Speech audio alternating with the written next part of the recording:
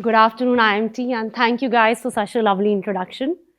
You already know who I am. So we'll start with a request. I want all of you guys to do something with me. In your head, list 3 of your strengths. Not skills, strengths. I'll give you guys a few seconds. It could be anything: persistence, ambition, patience, discipline. Done?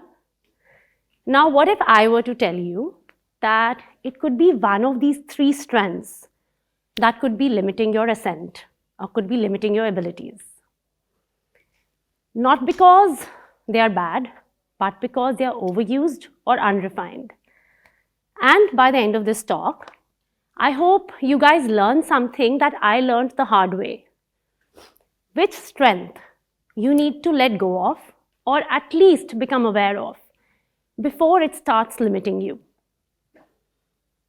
Let me take you back.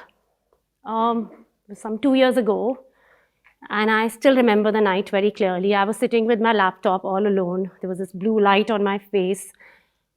And there was this number that I was looking at, 8 crores. This is what we'd burnt in 2 years. Now, I come from a small to mid-sized business family, and I can take risks, I think. But this 8 crores wasn't like a business scary number. It was a number that can give you sleepless nights. I still remember that taste of fear in my mouth, and my heart was almost here. And I remember how scared I was. And when your bank balance is like that, it becomes almost like your mood tracker. And I know that night my mood was all dark, all doom.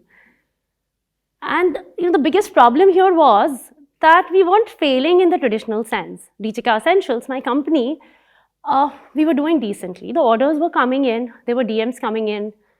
From the outside, the brand looked like it was growing. But from the inside, I felt like I was running on this treadmill and the floor was on fire. I felt stupid and I felt scared. But that night also taught me something. It helped me realize that my strength, which I consider persistence, one of my biggest strengths, was actually the problem. Because it was in my persistence, I was becoming stubborn. And I wasn't realizing that what I was building was becoming something very heavy. Because that was the first night that I stopped lying to myself. And I realized that alchemy isn't creating something out of nothing. It's about letting go. It's about, letting go of those impurities so that whatever is left can actually shine. So, since I realized my problem wasn't effort, it wasn't ambition, it was the fact that I had to understand what to let go of. And from that night onwards, we started working towards a solution. So, when a company starts gaining momentum, you have a lot of people who start advising you. And you have this thing of saying yes. When you're gaining momentum, you want to grow, you want to feel like you're in control. So if somebody says, add more marketing channels, I would say yes. Add more SKUs, I would say yes. Let's try a new marketing experiment. I would say yes again. Because it made me feel like, okay, I'm doing something, I'm in control. But what was actually happening there was, we were making the system too complex. You can call it the complexity tax, where things were growing, but the team was exhausted from firefighting the whole day. We had supplier payments chasing us. We had retail channels delaying payments. And the SKUs were stuck in multiple places. So what you have to understand then is that in your pressure for growth, you don't end up bringing something or creating something that becomes so bulky. And I remember this conversation then that I had with my co-founder, Richa. And there was no screaming. It wasn't a dramatic conversation. We had an MIS open in front of us. It looked decent. And then there was a bank balance, which was screaming, enough guys, you're running out of time. And we had something called an investor tracker. You guys have studied startups. Most of us are raising funding. So we were raising funding. We were approaching investors. And that sheet had no hope. It only said, we'll talk later, not now. Let's revisit it.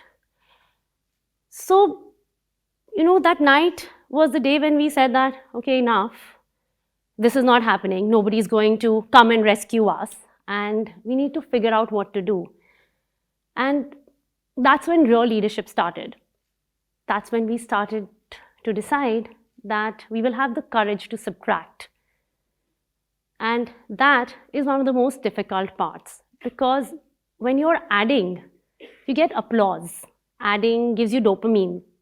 But when you're subtracting, that's when your investors will question you. That is when perhaps you will also start questioning yourself, and you will ask yourself, am I doing enough when I'm subtracting things? I'll make it real. The first thing that we started cutting off, we cut off a product line of footwear. We are an innerwear company. Footwear was an additional category that we did, and it was adding a lot of top line. It was glamorous. It had influencers talking about us. And it was looking good, but what it was also doing was it was burning cash. It wasn't good on our bottom line. So we cut it. We killed the product line completely. Then there was a channel offline. It was giving us legitimacy. It was a channel that can grow. And it was a channel that was making us feel like a brand. But it's the kind of channel that requires a long runway. It required a lot of working capital, and it required things that we knew we could not do at that time. So we retreated to fight another day.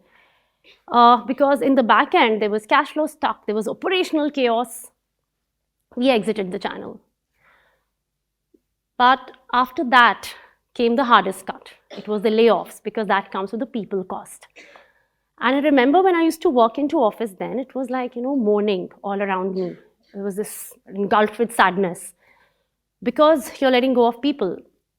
And that is when I realized the difference between persistence and perseverance. What I was doing, I was persisting with things, I was defending my decisions. And persistence tells you to keep pushing harder, keep pushing harder. But perseverance tells you to step back, hold, think wisely. And once we realized the difference, after that it took us about 2 years of a lot of hard work, a lot of discipline, not motivation, because motivation can go down like this and things are not going your way. So it was hard financial calls, it was saying no constantly, and a company that was struggling for survival, we were able to turn it around into a company that's profitable, scaling, bringing in cash flow. And all that happened because we found within ourselves the courage to let go. We found it within ourselves to go against our conditioning. Now, a lot of you guys would call yourself high performers. And, with how the world is around us, we high performers get an addiction of doing more. It's almost silent. You're constantly, wanting more goals, more proving, more hustle. Even if you don't seek applause from your peers or from your seniors, comparison finds you. And it keeps making you wonder, if I say no, will I fall behind? What if I'm not as fast as the others? But that's what my journey taught me, that sometimes the next level does not require more force from you. And the alchemy then isn't, as I said, about creating gold from nothing.